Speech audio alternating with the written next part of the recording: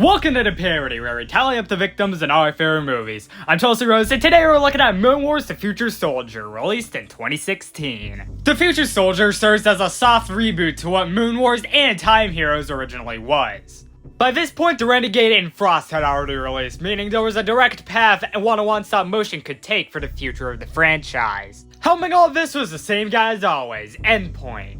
In fact, if you compare it to the last film in the franchise before this, The Renegade, you can see a lot of improvements they've made in just 10 months. First of all, there's way less green screens about, making the effects not look like garbage. There's just like a better balance between everything than The Renegade, you know? If you were to view it in 2016 when this Time Heroes franchise was just being started back up again, it would have felt a little weird because you wouldn't really know what was going on if you were just watching this. That's because this actually follows off of a non-canon Time Heroes film, Moon Wars: The Zombie Prince. Without that being there, it does feel a bit weird, but thankfully we have other films like Synods and Moon Wars Aftermath. Although this one was one of the first to be released, it follows as one of the last of the franchise chronologically. After all, it takes place 23 years after the Moon Wars, which means it takes place in the year 2045.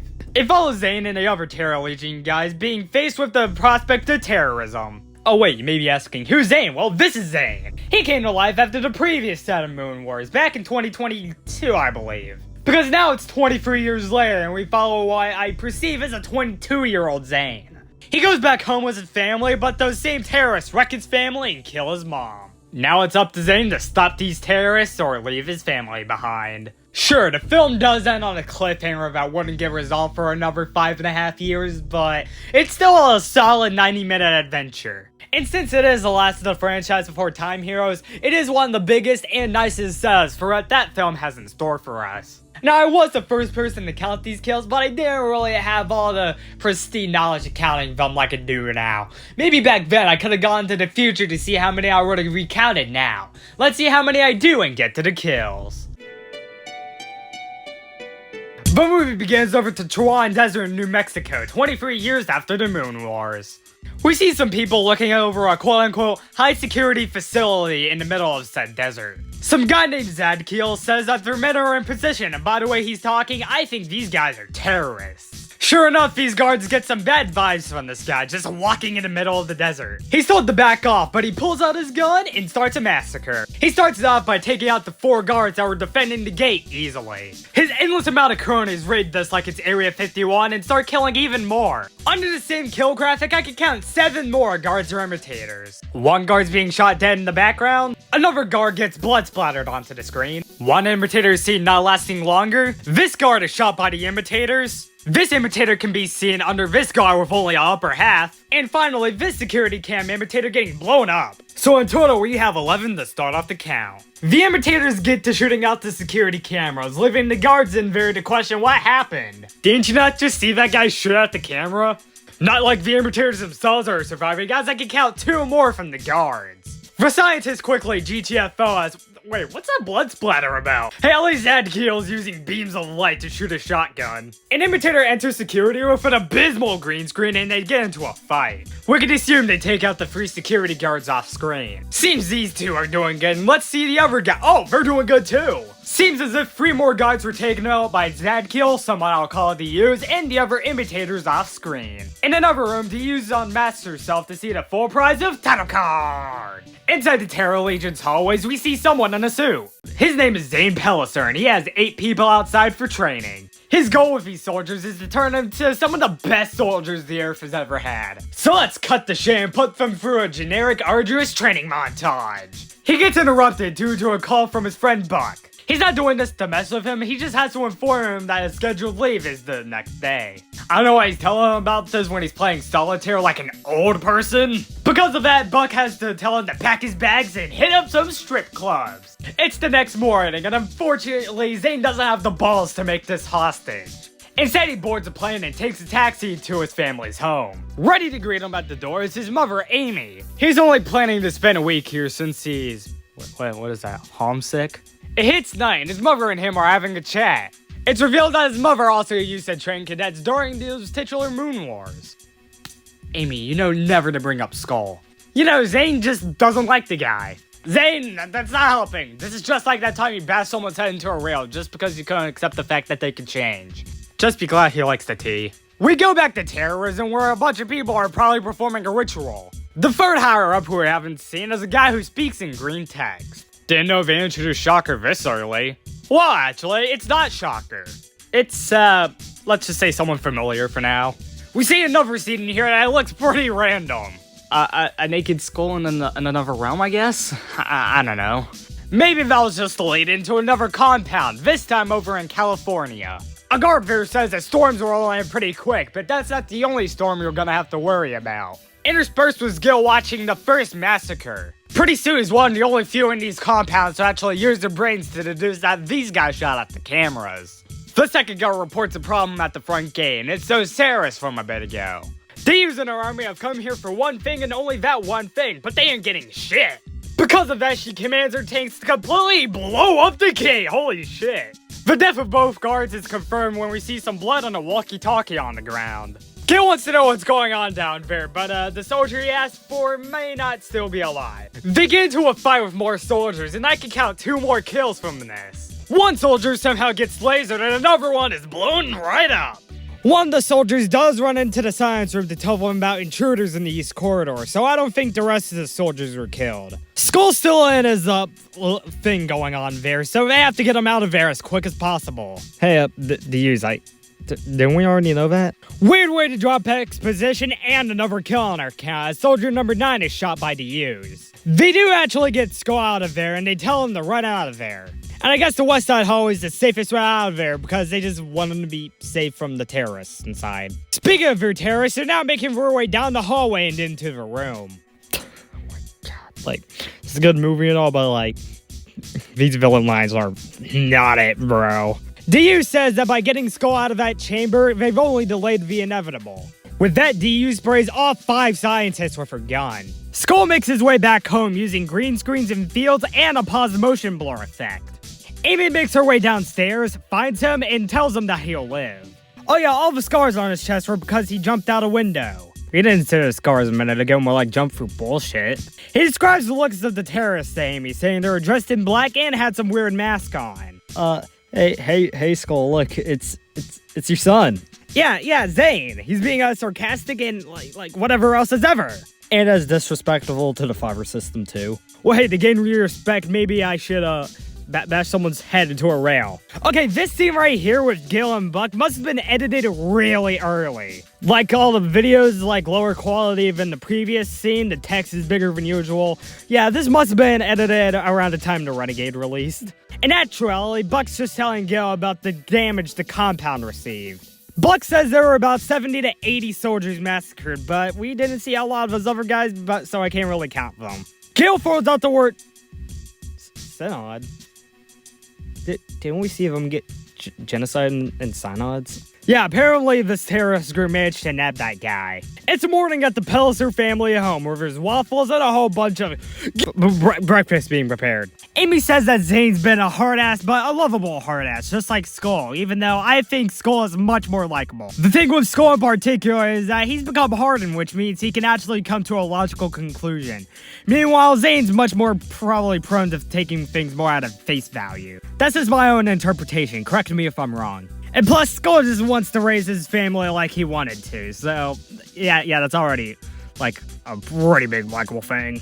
But he's also straight. But Zayn is too, so Zayn can still get fucked. Why does he kind of look like Eminem here? Amy finally steps up to her son, telling him that he should respect his father more. He says he abandoned him, even though Zayn also left to go serve in the... Wait, what the fuck was that car doing back there? Damn, I guess his week's ended. Although all of this is probably because Zayn doesn't really understand the full situation. And besides, Zayn's entire thing is apparently second chances, so why can't his father receive that? If that's the case, why didn't he apply it to clarity?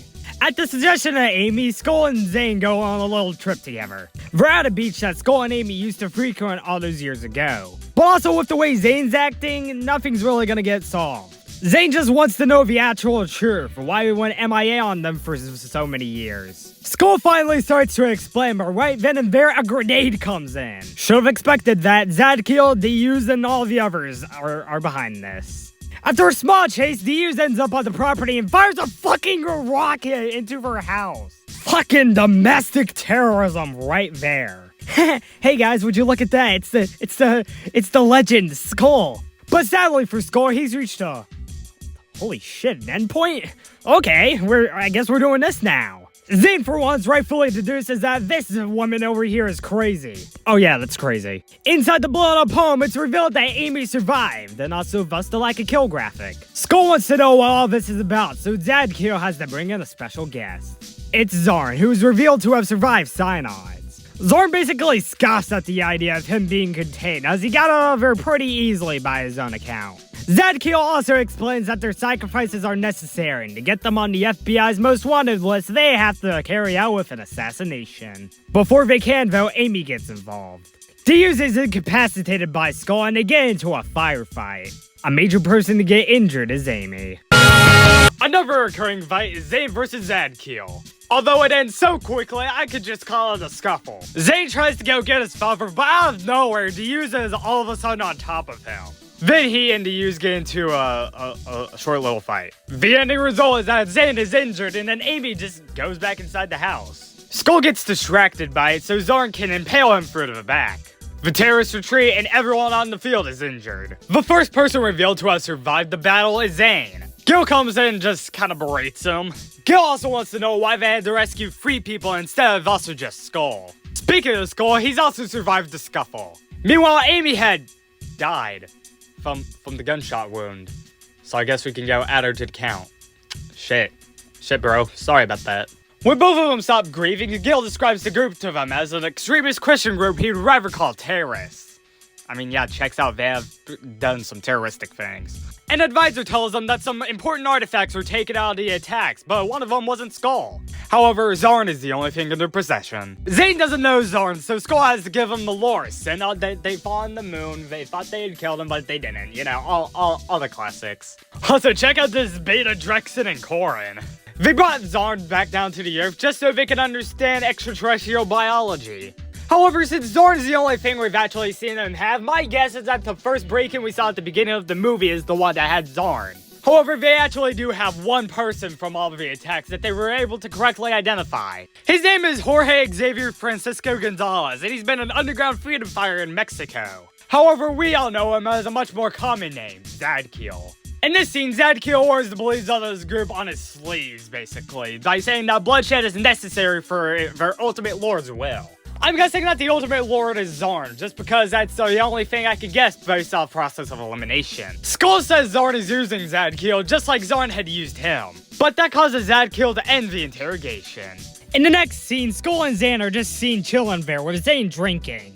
Might want to listen to your dad, you're gonna get a bit drunk there. Skull's noticed a few things during the interrogation that didn't add up, like how would they have the knowledge of where these top secret compounds are? If they were able to get access to that information, there was only one possible person they could get it through. Zayn's friend, who we've only seen for a few minutes, Buck.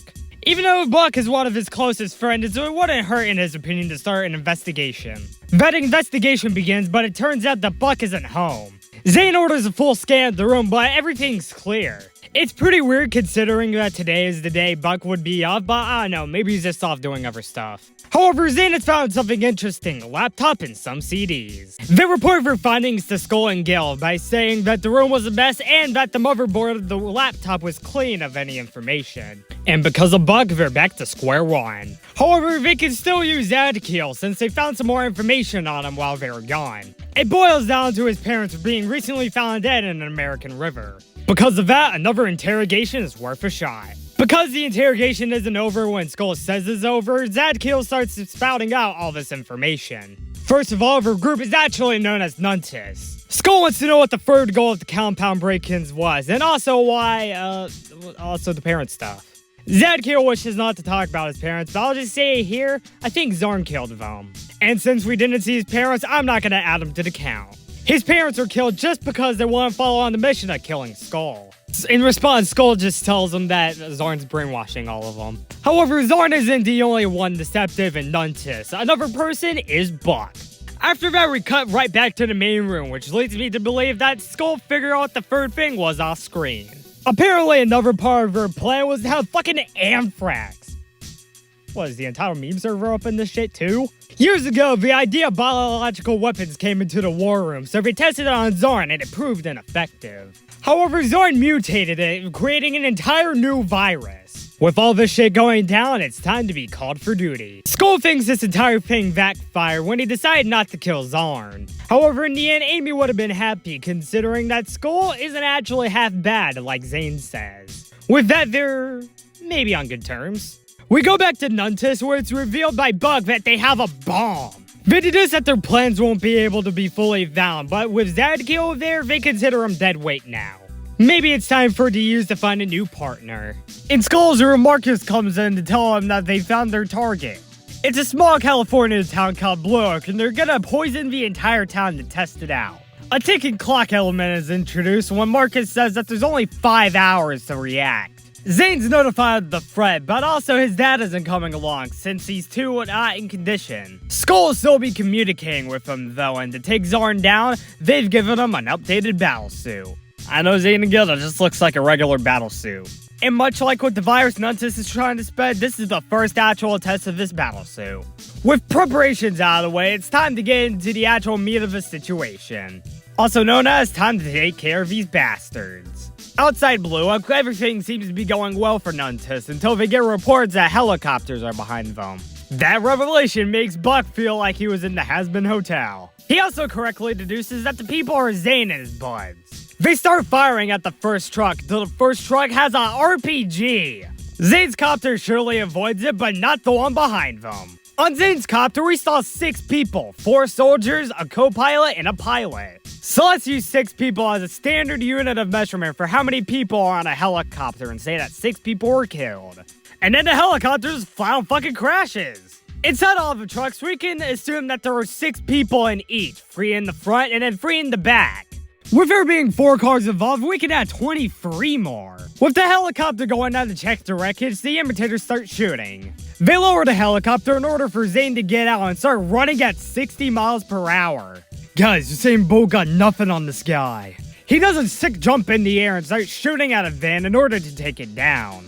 But as we see, it does not kill all of them. Skull notices a divide in the road, so they might take it in order to make them choose. But also, one of the freed trucks left may have the virus on it. 2 soldiers decide to study the wreckage and find a live imitator.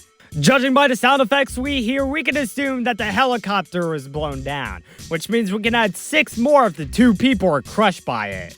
Another guy in what looks like a van says they've got a visual on a suspect, and it appears to be a bunch of bodies. As he's standing over the 7 imitator bodies I can count, he's told that the suspect is Buck. Through Zayn's super speed, they can deduce that the truck's going to the right, so he decides to intervene.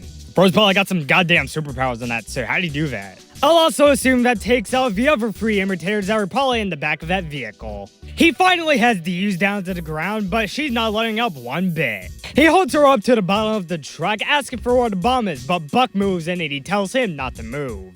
Zayn just wants to know what that bomb is, or else he'll snap her fucking neck. Huh, if you look at it that way, I guess he's always had a thing for violence. She says it would be a favor, so he has to do it. He snaps her neck off screen. Her body is seen when Zayn's holding a gun towards Buck. Zayn's also trying to probe bomb information from Buck, but he tells him to look up. The soldiers get into a battle with the imitators in the actual Blue Oak.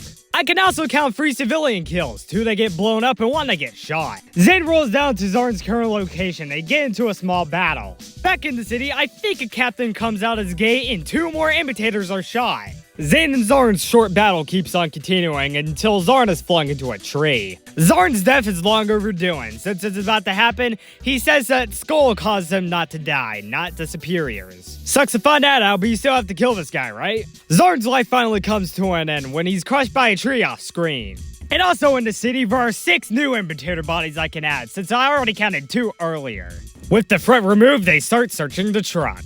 When Zayn gets back, Buck's all like, yo, these standouts are connected to those guys from Cincinnati, and also we're connected to the Dark Knight. Not Batman, but like, you know, that Danny Parker kid they were talking about 30 years ago. You weren't alive back then, but like, I swear it happened, alright? Having finally come to the reality of the situation, Buck pulls out the button. Zayn shoots Buck, but it's too late.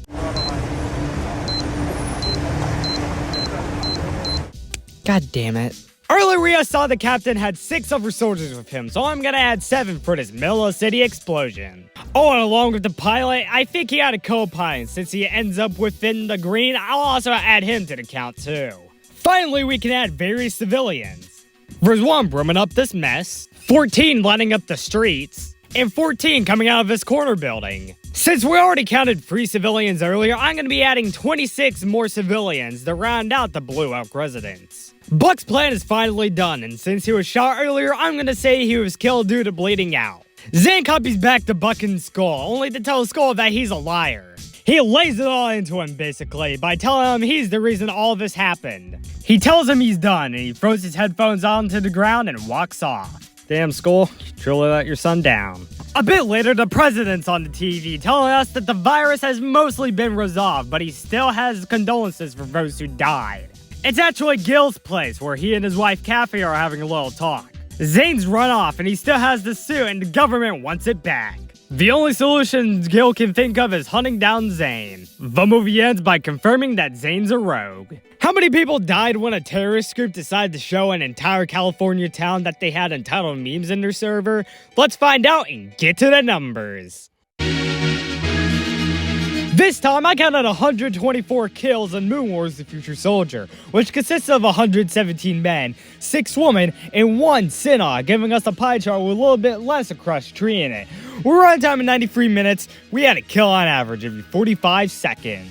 I'll give Amethyst Flamethrower to the 23 imitators killing that crash, simply because I think it's sick. Broken Pistol can go to the 26 Blue Elk residents, since they were kind of a bitch to count. And that's it. Moon Wars: The Future Soldier was released in 2016 and started off a new wave of Moon Wars by release date. On Monday, I'll have Fallen Kingdom, which was the first in the franchise chronologically, and on Friday, I'll have an extra episode. But until then, I'm Chelsea Rose, and this has been The Parody. Thanks a lot for watching this parody. Due to, how do I say this? Unforeseen circumstances, I had to delay this by a bit, but it should be fully ready to go by the time I'm finishing this.